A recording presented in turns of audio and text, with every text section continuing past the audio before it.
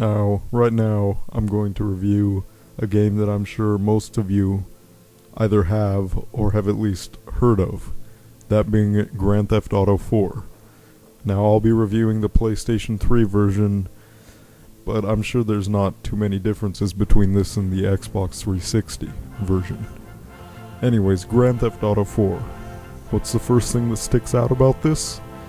Well, it's the fourth title in a series that has quite a bit of expectations to live up to, as most titles within the series, most consecutive releases tend to up the ante a bit, and Grand Theft Auto 4 is no exception.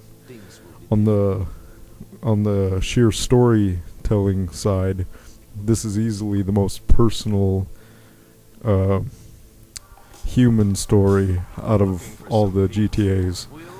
Nico's unusually likable for a criminal, and that lends a lot to motivation for actually playing through the story instead of just doing whatever you want. But of course, if you want to just ignore the story completely and do what you want, you can go ahead and do that, except outside of cheats.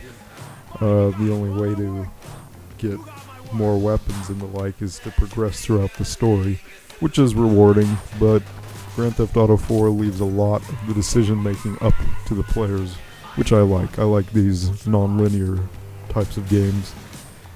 Grand Theft Auto 4 is easily the best GTA titles in terms of presentation and controls. It controls very well as a whole. The shooting mechanics are streamlined and a lot more fluid than in past titles, thanks to being inspired by other recent third-person shooters. The driving works very well, handles extraordinarily good. At first it took me a few moments to get the hang of it, but after a while I realized that the driving in this game is superb.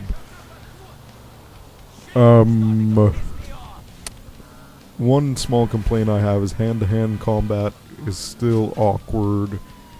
You can't really aim very well, but it's a minor complaint because honestly, how often are you really going to be fighting hand-to-hand? Most of the times you're going to whip a gun out, am I right? But anyways, the online component of Grand Theft Auto 4 is very fun. My favorite online mode, I believe it's called Party Mode, where there's no cops and you and some friends can just mess around. You have all of Liberty City, which is huge, but I'll get to that in a bit.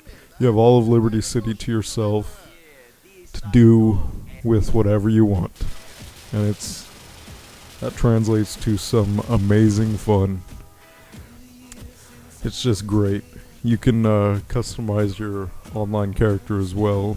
I mean, you don't have a large array of options, but the customization is still nice. You can be a male or female, change your clothes, hair color, the usual. But on to Liberty City. Now, this is a very faithful recreation of New York City, and it has a lot of the famous landmarks, but with a bit of a satirical twist.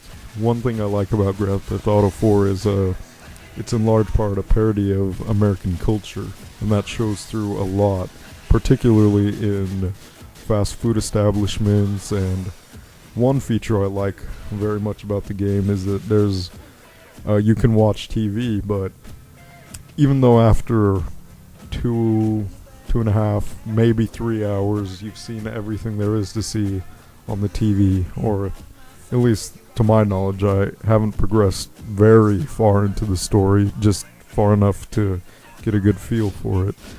But anyways, that's still a very lengthy diversion for what it is. I mean, in all honesty, a lot of the stuff it shows on these satirical TV programs are better than what's on actual TV, which is great.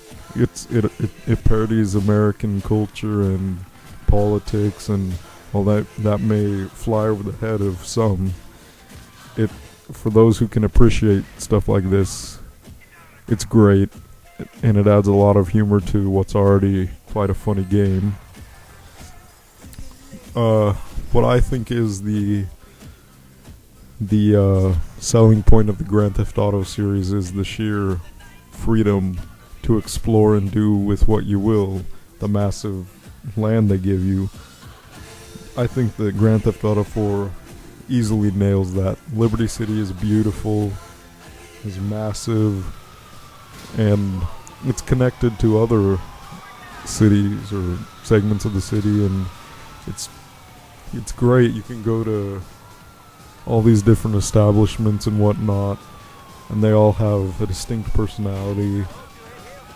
Speaking of personality, individual civilians in the game, pedestrians and all the like, while after a while you will begin to notice some similarities, there's a staggering amount of individuality between all these NPCs that appear, and I think that that's spectacular because they cram that much into the game, and it really shows Rockstar's attention to detail in that regard.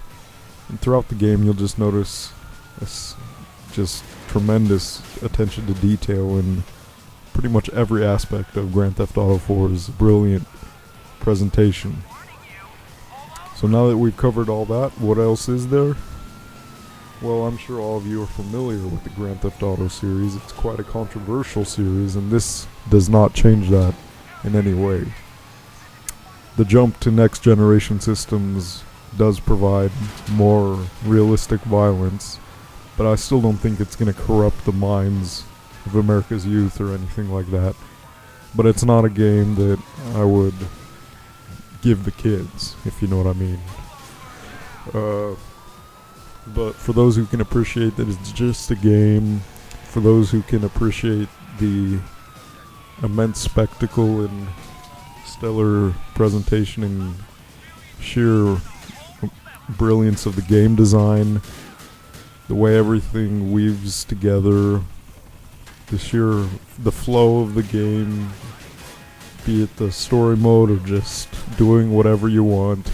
For those who can appreciate all those aspects, all the intricacies of this game, it borders on art in some regards, which you can say about a few games, and Grand Theft Auto 4 is fortunate to be one of them.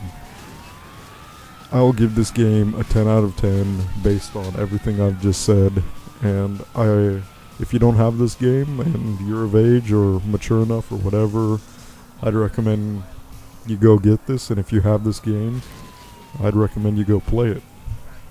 This has been Muffin Mon of Laidback Reviews. See you, YouTube.